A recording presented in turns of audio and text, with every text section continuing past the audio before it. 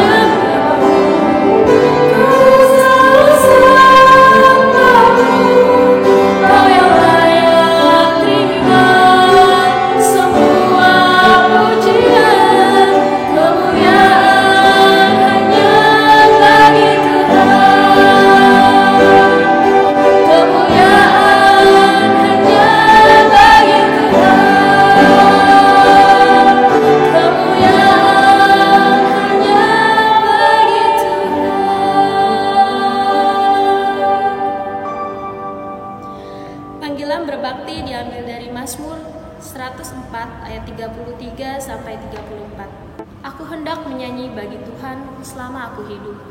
Aku hendak bermazmur bagi Allahku selagi aku ada. Biarlah renunganku manis kedengaran kepadanya. Aku hendak bersukacita karena Tuhan. Mari kita berdoa.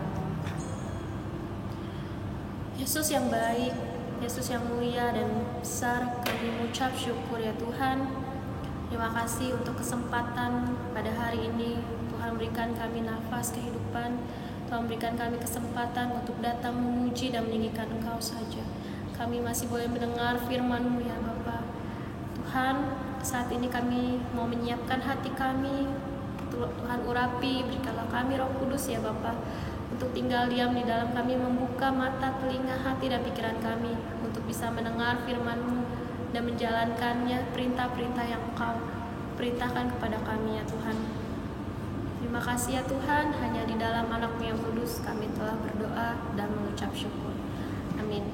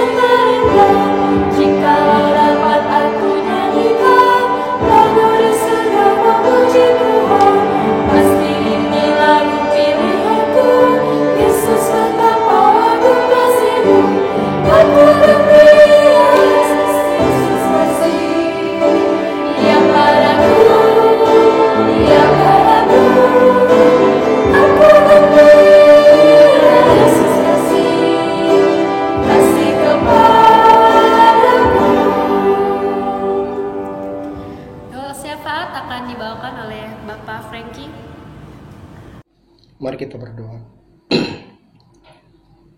Kepadamu, Allah, Bapa yang mengasihi dan mencintai kami datang bersyukur dan berterima kasih ya Tuhan atas pimpinan Tuhan, bahkan penyertaan Tuhan bagi kehidupan kami.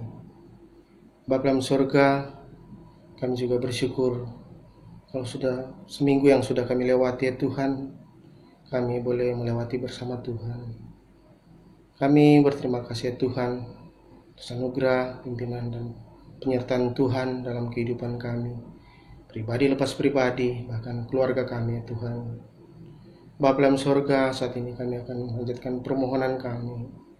Namun itu ya Tuhan, sebelumnya kami mohon ampun ya Tuhan akan kesalahan dan dosa kami yang selalu kami perbuat melawan kehendak Tuhan.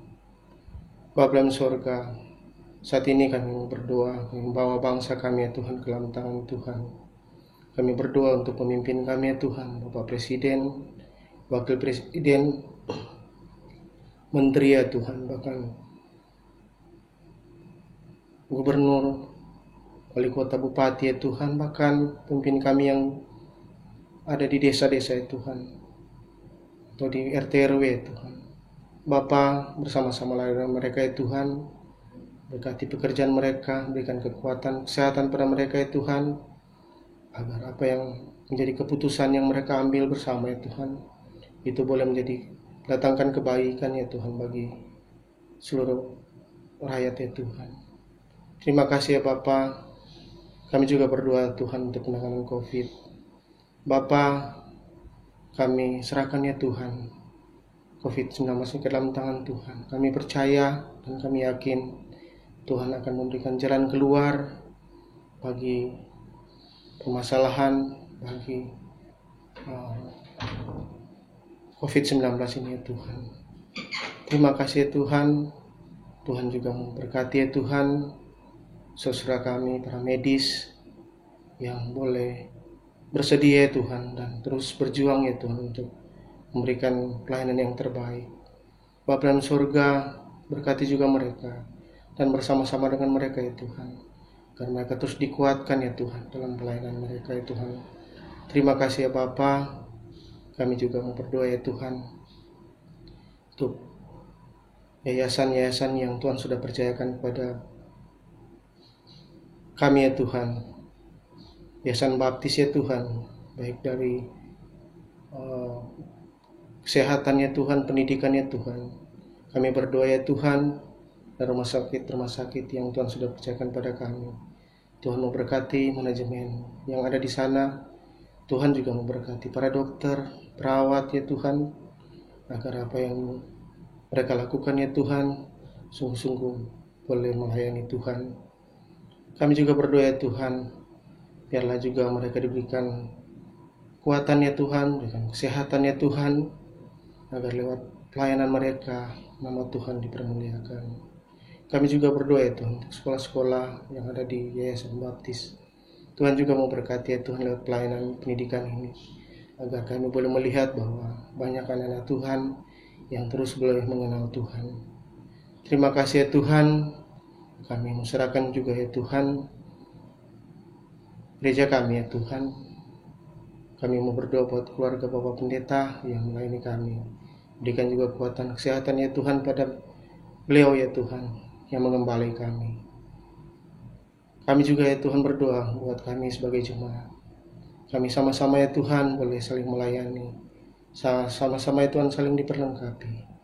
Agar visi Tuhan yang ada di dunia ini ya Tuhan boleh jadi lewat kami ya Tuhan. Terima kasih ya Tuhan. Kami juga mau berdoa buat pendidikan atau TK Baptis yang ada di gereja kami. Tuhan juga mau berkati guru-gurunya. Tuhan juga mau berkati kepala sekolah, bahkan yang menangani Tuhan. Terima kasih ya Tuhan. Terpujilah nama Tuhan. Kami menserahkan semua ke dalam tangan Tuhan. Kami berdoa khusus Kota Bogor. Kami berdoa khusus Kabupaten Bogor ya Tuhan, yang dimana kami berada ya Tuhan. Tuhan juga mau berkati pemimpin kami yang ada di sini ya Tuhan. Tuhan mau memberkati bupati, wali kota ya Tuhan, agar setiap kebijakan yang diambil boleh mendatangkan kebaikan bagi seluruh kami ya Tuhan yang ada di kabupaten dan di kota Bogor. Terima kasih ya Bapa. Kami menserahkan ya Tuhan ke dalam tangan Tuhan. Serserah kami ya Tuhan. Kami teringat bahwa ada jemaat-jemaat kami atau jemaat-jemaat yang ada di Jabatara ya Tuhan, yang mengalami COVID-19 ya Tuhan. Bapa, di tengah-tengah pemulihan mereka, Tuhan memberkati mereka ya Tuhan. Tuhan menguatkan mereka ya Tuhan, terutama iman mereka hanya pada Tuhan. Terima kasih ya Tuhan. Kami menserahkan Tuhan ke dalam tangan Tuhan. Jemaat kami ya Tuhan yang ada di Baptis Kabupaten sini ya Tuhan. Kami tidak tahu ya Tuhan akan pergumulan mereka, tapi sungguh kami menserahkan ya Tuhan kehidupan keluarga mereka, kehidupan pribadi lepas pribadi mereka ke dalam tangan Tuhan. Mereka yang berbeban berat, mari Tuhan bersama-sama dengan mereka. Mereka yang bersuka cita karena ulang tahun perkawinan, bersuka cita karena ulang tahun, sempurnakanlah sukacita mereka ya Tuhan. Terima kasih ya Bapa. Kami menserahkan ya Tuhan semua ke dalam tangan Tuhan. Terpujilah nama Tuhan, Bapa yang sangat mengasihi kami. Di dalam nama Tuhan Yesus kami berdoa dan mengucap syukur. Amin. Panggilan memberi, Yunus 2 ayat 9. Tetapi aku dengan ucapan syukur akan kupersembahkan korban kepadamu. Apa yang kunazarkan akan kubayar. Keselamatan adalah dari Tuhan. Mari kita doa persembahan. Bapa yang baik, kami mengucap syukur ya Tuhan untuk setiap berkat yang Tuhan telah beri kepada kami.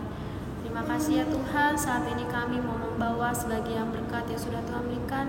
Biarlah ini boleh menjadi berkat bagi gereja ini dan untuk perkembangan pengabaran Injil-Mu.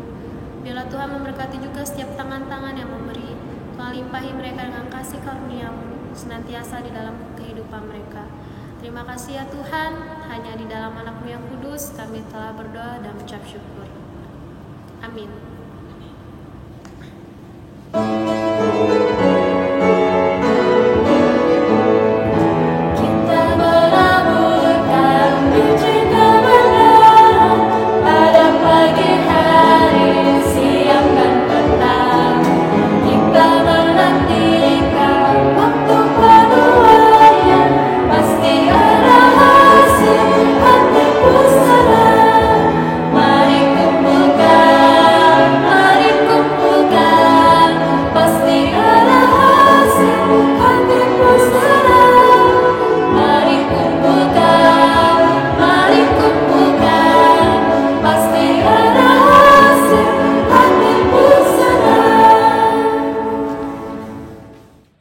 Kisah para Rasul 4 ayat 11-12.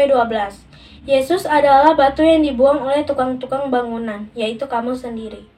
Namun ia menjadi batu penjuru. Dan keselamatan tidak ada di dalam siapapun juga selain di dalam Dia. Sebab di bawah kolong langit ini tidak ada nama lain yang diberikan kepada manusia yang olehnya kita dapat diselamatkan. Francis Chan pernah menanyakan ini. Jika kamu mati dan ada di surga, tapi di sana kamu tidak menemukan Yesus, apakah kamu ingin tetap ada di sana? Carilah dan coba temukan jawaban dari hati kita yang terdalam. Di surga atau bersama Yesuslah tujuan kita. Seperti hati yang layaknya mendambakan seorang kekasih, mari kita nyatakan kerinduan kita kepada Allah yang besar, yaitu Yesus.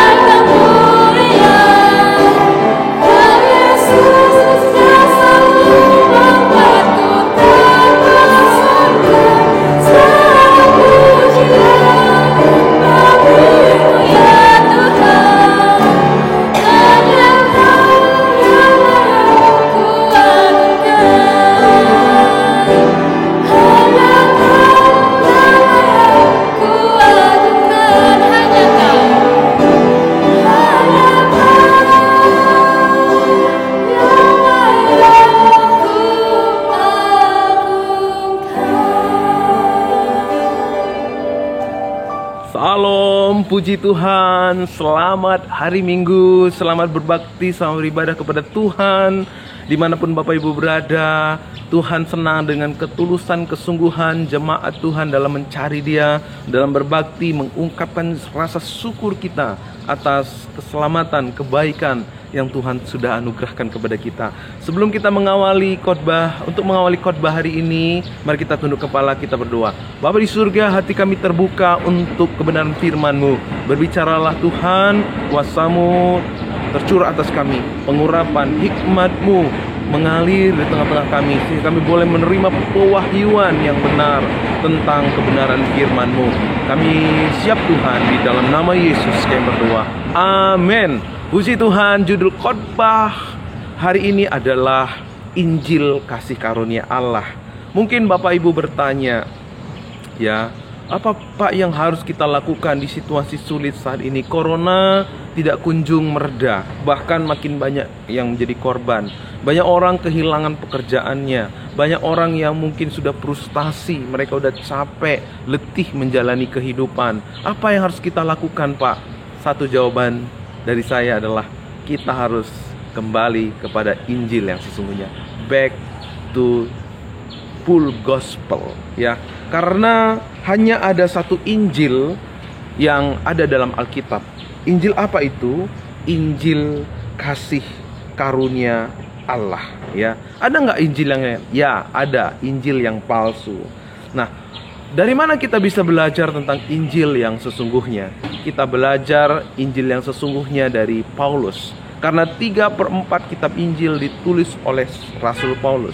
Maka kalau kita mau belajar Injil yang sesungguhnya, maka kita harus belajar dari Paulus. Nah, apa yang Paulus katakan tentang Injil yang sesungguhnya? Paulus adalah rasul yang menerima pewahyuan yang lebih tentang Injil yang sesungguhnya.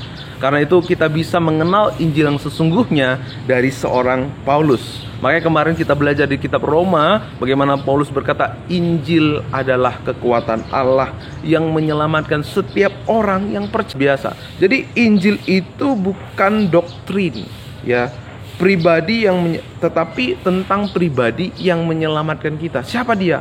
Yesus Kristus. Nah, apa yang Yesus Kristus nyatakan buat kita? Karunia Allah, kasih karunia Allah, ya. Jadi dalam Yesus kita menemukan kasih karunia Allah, ya, yang menyelamatkan. Nah, apa itu kata menyelamatkan? Menyelamatkan dalam bahasa asli soteria, ya, dalam bahasa aslinya sojo, ya, tulisan Yunaninya sojo. Nah, apa artinya? To make well, to make whole, to rescue from danger, ya. Lewat Injil kita akan mengalami kesembuhan, hidup kita disempurnakan, dan kita akan terlindung dan diselamatkan. Nah, di mana kita menemukan kekuatan Allah yang menyelamatkan, yang menyembuhkan, yang menyempurnakan seluruh kehidupan kita? Itulah di dalam Injil. Sebab apa? Sebab Injil, di dalam Injil nyata kebenaran Allah, bukan kebenaran manusia, bukan kebenaran karena usaha perbuatan, bukan kebenaran hasil perjuangan, tetapi kebenaran yang dianugerahkan, diberikan buat saudara dan buat saya. Ketika saudara percaya kepada Tuhan, ketika saudara dan saya memutuskan untuk menerima Yesus sebagai Tuhan dan Juru Selamat, maka kebenaran Allah menjadi bagian saudara dan menjadi bagian saya. Wow, puji Tuhan, puji Tuhan. Makanya Injil itu begitu powerful, ya. Ketika kita manusia menerima Injil dalam hidupnya, maka dia akan menang terhadap segala kuasa dosa, menang terhadap penderitaan, sakit penyakit, menang terhadap kemiskinan, menang terhadap sakit hati, menang terhadap apapun. Karena itu iblis sangat takut saudara dan saya mengetahui Injil yang sesungguhnya. Karena apa? Kuasa dosa tidak akan berdaya. Misi iblis akan digagalkan. Misi iblis tidak akan terjadi lewat keluarga saudara, hidup saudara, dan juga masa depan saudara. Karena apa? Karena ada Injil yang menyelamatkan saudara. Amin, puji Tuhan. Karena itu mari kita menerima Injil yang sesungguhnya. Karena dalam Roma jelas berkata 5 ayat 17, sebab jika oleh dosa satu orang maut telah berkuasa oleh satu orang itu, maka lebih benar lagi mereka yang telah menerima kelimpahan kasih karunia dan anugerah kebenaran akan hidup dan berkuasa karena satu orang itu, yaitu Yesus Kristus. Saudara yang menerima anugerah kebenaran dan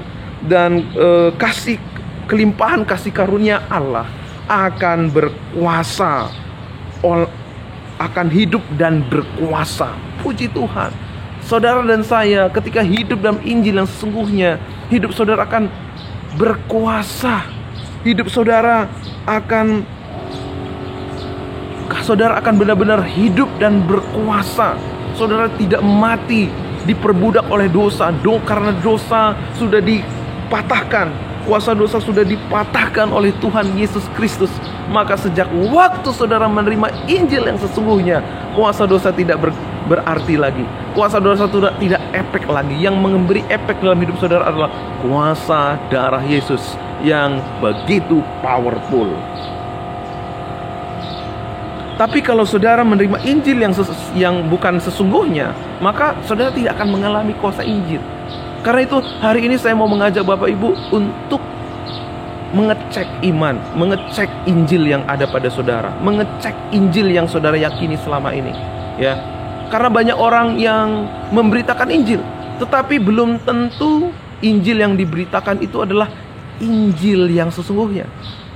Bukan Injil kasih karunia. Karena saudara-saudara, salah satu taktik iblis itu takut. Nah, sekali lagi, iblis itu takut kalau saudara dan saya mengetahui Injil, menerima Injil yang sesungguhnya. Karena itu ada dua hal yang akan dilakukan oleh iblis. Apa itu? Ia mengganti Injil atau dia menghambat penginjilan. Nah, apakah Injil yang saudara terima selama ini Injil yang sesungguhnya? Hati-hati, karena iblis akan mencoba memalsukan Injil Yesus Kristus, Injil kasih karunia Allah, sehingga saudara tidak punya efek, sehingga Kristus tidak punya efek dalam kehidupan saudara. Pak, emang ada Injil yang lain, Pak?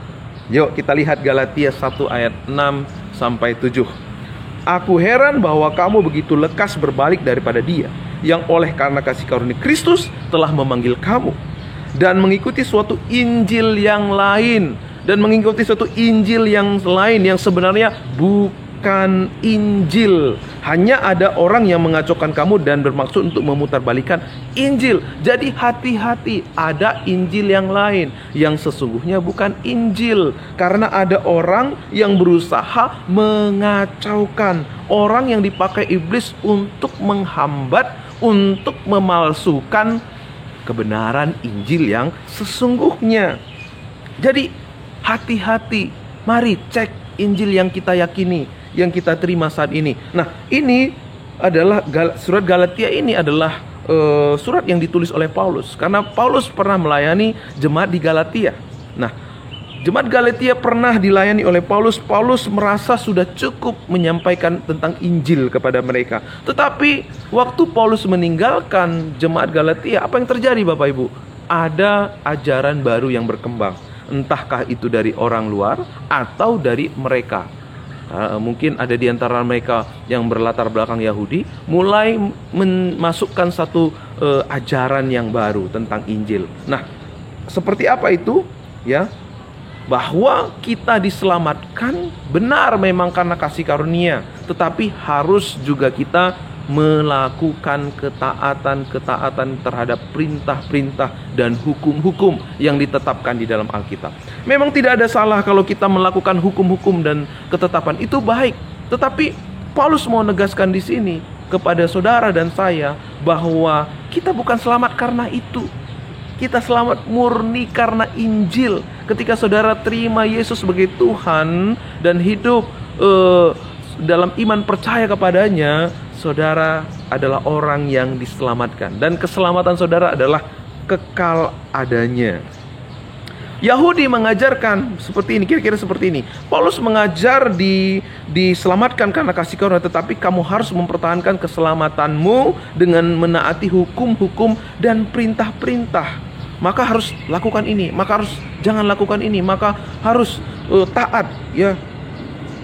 Tapi inilah yang membuat Paulus heran. Dia nggak habis pikir, ya. Dan berkata kepada orang Galatia, "Hai kamu orang Galatia yang bodoh." Jadi ajaran Yahudi diterima oleh orang jemaat Galatia yang tadinya sudah menerima pengajaran Injil yang sesungguhnya, tadinya sudah menerima Injil yang sesungguhnya. Makanya Paulus berkata, ia heran dan berkata, "Hai orang Galatia yang bodoh."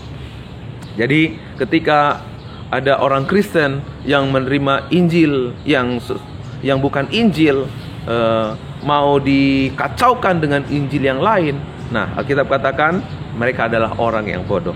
Saya harap jemaat Tuhan Gereja Baptis Pebaton tidak ada yang menerima Injil yang lain. Pastikan Injil yang saudara terima adalah Injil yang sesungguhnya. Karena Paulus mengajarkan bahwa keselamatan itu karena kasih karunia, hanya karena kasih karunia. Selanjutnya karena kasih karunia, bukan oleh perbuatan. Selama kita percaya bahwa Yesus Kristus adalah Tuhan dan hidup di dalam iman kita, maka saudara dan saya memiliki keselamatan yang kekal. Amin. Tetapi banyak orang berkata, memang kita diselamatkan oleh karena kasih karunia, tetapi kita harus taat melakukan hukum-hukum, perintah-perintah. Bisa saja kalau hari ini kita selamat, besok kita nggak selamat. Karena apa? Karena kita tidak taat, maka keselamatan kita bisa hilang. Apakah benar demikian? Nah, saya mengajak Bapak Ibu sekalian untuk melihat kitab Roma 5 ayat 19. Jadi sama seperti oleh ketidaktaatan satu orang, semua orang telah menjadi orang berdosa. Demikian pula oleh ketaatan satu orang, semua orang menjadi orang benar. Memang apa yang dilakukan oleh Adam, ya, ketika Adam jatuh dalam dosa, maka kita umat manusia juga semua ada di dalam kuasa dosa. Begitu powerful apa yang dilakukan oleh Adam di Taman Eden. Tetapi lebih powerful lagi apa yang dilakukan Yesus di atas kayu salib. Karena oleh kematian satu orang yang menanggung dosa umat manusia, maka semua orang yang percaya kepadanya menjadi orang yang benar. Nah, saya mau tanya, apakah saudara pernah berbuat dosa, berbuat benar pada waktu saudara belum terima Yesus? Ya, mungkin, ya, benar. Sama, saya juga sesekali melakukan hal yang benar. Tapi saya mau tanya, apakah perbuatan benar saudara bisa mengubah status saudara menjadi orang benar? Gak bisa. Saudara dan saya tetap orang berdosa. Nah, demikian, waktu saudara percaya Yesus, sejak saudara percaya, saudara menjadi orang yang benar. Karena apa? Yesus membenarkan kita. Apakah pada waktu kita berbuat dosa membuat kita tidak lagi menjadi orang benar? Oh, tidak. Kita karena apa? Kita benar bukan karena apa yang kita lakukan, tetapi apa yang anaknya lakukan di atas kayu salib. Begitu powerful, sehingga saudara dan saya memiliki keselamatan yang kekal karena kita dijadikan sebagai orang yang benar. Jadi hati-hati dengan Injil yang kita terima saat ini, Injil yang kita yakini saat ini. Jangan sampai Injil yang kita yakini adalah Injil yang dikacaukan, Injil yang dipalsukan. Nah, ketika saudara percaya sesuatu yang salah, maka saudara akan dipermain-mainkan. Maka saudara akan tidak menikmati kuasa Injil yang sesungguhnya. Ketika saudara percaya sesuatu yang salah, saat berbuat dosa membuat saudara merasa tidak layak, merasa takut kepada Tuhan, ya, tidak layak untuk datang kepada Tuhan, merasa dikutuk, merasa Tuhan marah. Apa yang terjadi? Saudara akan makin jauh dari Tuhan. Saudara akan tidak punya keberanian, tidak punya confident untuk datang pada Tuhan. Hasilnya apa? Akhirnya apa? Akhirnya hidup saudara makin hari makin terpuruk. Kuasa dosa makin menggerogoti, iblis makin bermain-main. Kamu nggak layak, kamu nggak pantas, kamu penuh dosa, kamu terus gagal. Nah, itu yang iblis kerjakan di dalam pikiran manusia. Tetapi kalau saudara percaya sesuatu yang benar, iblis tidak punya kekuatan untuk bermain-main dalam pikiran saudara. Ketika saudara jatuh dalam dosa, saudara akan diingatkan bahwa saudara menjadi orang yang benar bukan karena perbuatan saudara, tetapi karena perbuatan Yesus.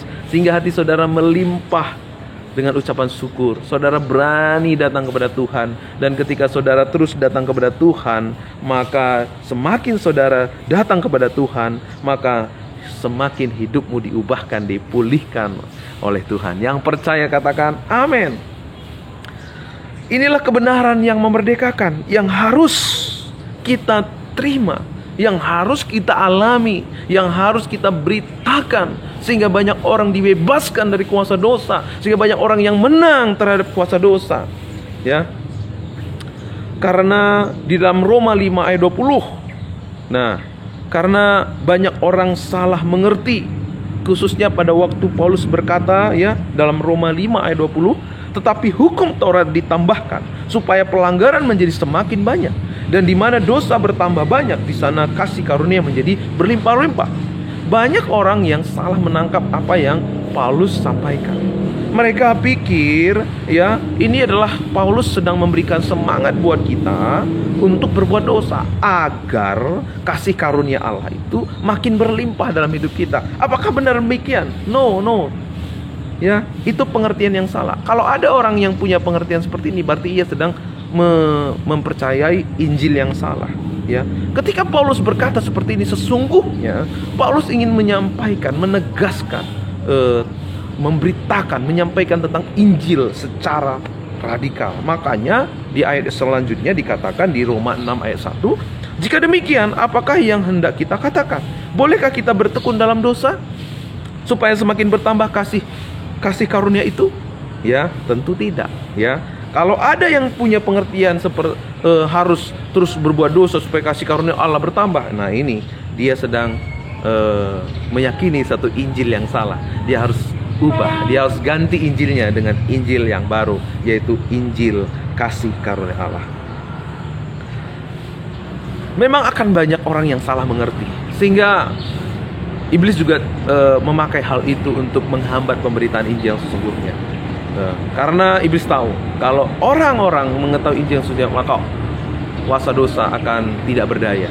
Karena itu Bapak Ibu Saudara tetap teguh ya, meskipun banyak orang yang menolak, meskipun mungkin banyak orang yang menentang, tapi saudara harus tetap hidup di atas Injil yang sesungguhnya. Tetap beritakan full gospel ya kepada orang lain. Jangan takut ya.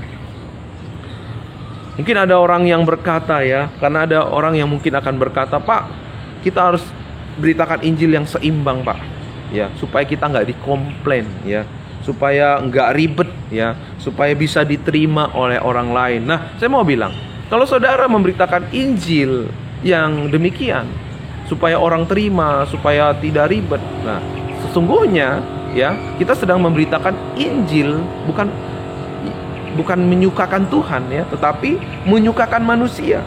Maka di sana tidak ada kekuatan Allah yang menyelamatkan, yang menyembuhkan, yang memulihkan, yang memberkati. Kita harus kembali kepada Injil yang sesungguhnya.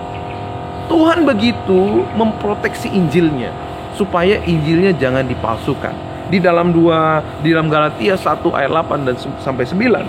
Tetapi sekalipun kami atau seorang malaikat dari sorga yang memberitakan kepada kamu suatu Injil yang berbeda dengan Injil yang telah kami beritakan kepadamu, terkutuklah dia. Seperti yang telah kami katakan dahulu, sekarang kukatakan sekali lagi, jikalau ada orang yang memberitakan kepadamu suatu Injil yang berbeda dengan apa yang telah kamu terima, terkutuklah dia. Tuhan begitu memproteksi Injilnya supaya jangan dipalsukan, ya, sehingga orang yang memberitakan Injil yang lain, Alkitab katakan terkutuklah dia. Karena memang Kalau orang yang tidak hidup dalam Injil sesungguhnya berada dalam kutuk. Sesungguhnya itu disampaikan kepada banyak orang. Injil yang sesungguhnya itu jangan dipalsukan. Injil yang sesungguhnya itu jangan diganti dengan Injil yang lain. Nah, karena itu Tuhan katakan, Alkitab katakan ya di dalam Galatia tadi, terkutuklah dia.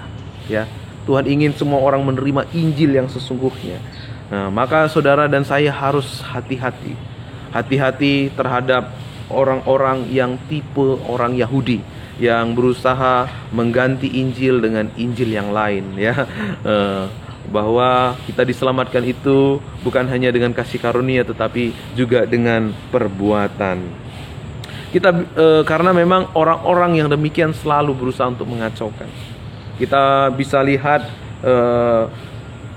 pelajaran dari Kain dan Habel. Kain dan Habel adalah dua orang yang bersaudara. Kain pada waktu yang sama mereka mempersembahkan korban kepada Tuhan. Nah, karena Kain petani, maka ia mempersembahkan sayur-sayuran dan buah-buahan. Sedangkan Habel ia mempersembahkan binatang, ya. Nah, Kain dan Habel mereka jelas berbeda, ya. Habel itu mempersembahkan persembahannya didasari dengan pengenalan yang benar akan Tuhan. Dia tahu bahwa tidak ada penembusan dosa tanpa pencurahan darah. Dia tahu bahwa ketika nenek moyangnya Adam berdosa di Taman Eden, ya, Tuhan Allah menyembelih domba, ya, untuk diambil kulitnya untuk menutupi dosanya.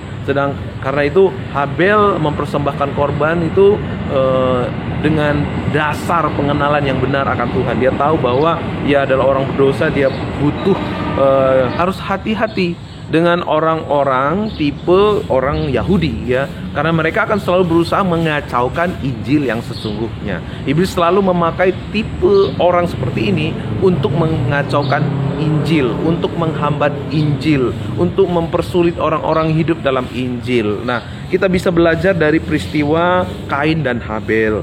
Nah, Habel waktu mereka mempersembahkan korban kepada Tuhan, Kain mempersembahkan sayur dan buah-buahan, sedangkan Habel mempersembahkan binatang. Tapi pada akhirnya persembahan yang diterima oleh Tuhan, persembahan yang diindahkan oleh Tuhan adalah persembahan Habel. Nah, kenapa? Karena Habel mempersembahkan persembahannya didasari dengan pengenalan yang benar akan Tuhan. Habel tahu bahwa tidak ada penghapusan dosa tanpa pencurahan darah. Karena itu ia bawa korban yang memiliki unsur darah. Ia tahu bahwa dia berdosa, dia butuh karunia Allah untuk pengampunan dosanya. Tetapi Kain mempersembahkan tanpa pengenalan. Dia mempersembahkan semau-maunya dewek, ya, semau-maunya sendiri gitu kan. Karena itu dia bawa aja sayur, ya, sehingga persembahannya tidak dihinakan. Dengan kata lain, Kain memiliki pengertian dia adalah orang yang benar. Dia biasa benar dengan perbuatannya. Dia benar dengan perbuatan baiknya. Dia tidak perlu darah untuk menyucikan dosanya, untuk pencurahan darah untuk pengganti dosanya. Karena itu apa yang terjadi ketika persembahan Habel diterima? Nah, ketika itu timbullah iri hati, lalu membunuh Habel. Inilah yang terjadi sampai hari ini. Orang-orang yang yakin mereka diselamatkan dengan perbuatan mereka, dengan usaha mereka, orang yang merasa benar dengan perbuatan mereka, menindas orang-orang yang mempersulit orang-orang yang percaya akan kasih karunia Allah, iman, keselamatan di dalam Yesus Kristus. Ya, kita bisa lihat, ya, orang-orang Kristen dipersulit, ya, karena iri, ya, mereka sesungguhnya karena iri gitu, ya. Karena apa? Orang Kristen begitu hidupnya diberkati oleh Tuhan. Nah, di dalam gereja sendiri juga ada, ya. Karena itu hati-hati. Pastikan saudara seiman kita adalah memiliki iman, percaya di dalam kasih karunia Yesus Kristus, ya, bahwa keselamatan itu hanya dengan percaya, bukan dengan perbuatan. Ketika ada orang percaya dengan perbuatan, nah, ini artinya orang ini menjauh dari kasih karunia Allah. Kalau menjauh dari kasih karunia Allah, apa yang terjadi? Maka timbul akar pahit, maka timbul kerusuhan. Nah, karena itu mari pastikan keluarga kita keluarga kita di rumah, keluarga kita di gereja. Pastikan orang-orang yang kita kasih hidup dalam iman yang sesungguhnya, yaitu iman kasih karunia Allah. Jadi mari kalahkan hambatan iblis untuk menghambat Injil. Mari juga jangan mau dikecohkan dengan Injil yang bukan Injil, dengan Injil yang lain, dengan kita benar-benar mengenal Injil yang sesungguhnya. Karena Injil yang sesungguhnya akan membuat saudara saya menang terhadap kuasa dosa. Saudara akan melihat kemuliaan Tuhan meskipun mungkin terjadi resesi, meskipun terjadi corona, meskipun di mana-mana orang was-was, saudara akan tetap menikmati damai sejahtera, sukacita yang sesungguhnya, karena Injil begitu powerful, karena Injil yang sesungguhnya ada pada saudara dan saya. Karena itu mari hiduplah di dalam Injil, bangun hidupmu di dalam Injil yang sesungguhnya, dan beritakanlah Injil kepada banyak orang sehingga banyak orang akan dibebaskan dari belenggu dosa. Amin. Mari kita berdoa. Tuhan, terima kasih buat saat yang indah kami menerima Injil kebenaran firman-Mu. Kami percaya kuasa-Mu bekerja lewat pemberitaan firman ini, Tuhan. Kalau ada jemaat-Mu yang belum menerima Injil yang sesungguhnya hari ini, biar hati mereka terbuka menerima Injil yang sesungguhnya. Tidak akan pernah lagi mengganti Injil dengan Injil yang lain. Injil kasih karunia-Mu, Tuhan, boleh menjadi dasar yang teguh dalam setiap kehidupan iman jemaat-Mu, Bapa. Di dalam nama Yesus kami berdoa. Haleluya, haleluya, amin. Puji Tuhan. Tuhan Yesus memberkati Bapak Ibu Saudara.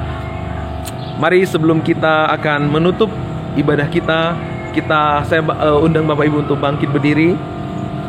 Kita akan menerima berkat kebenaran, doa berkat kita. Arahkan hatimu dan seluruh hidupmu dan terimalah berkat Tuhan. Kiranya kasih karunia dan damai sejahtera dari Tuhan kita melimpah atas seluruh kehidupanmu. Terimalah Injil kasih karunia, bertumbuhlah di atas dasar iman yang teguh, yaitu Injil kasih karunia.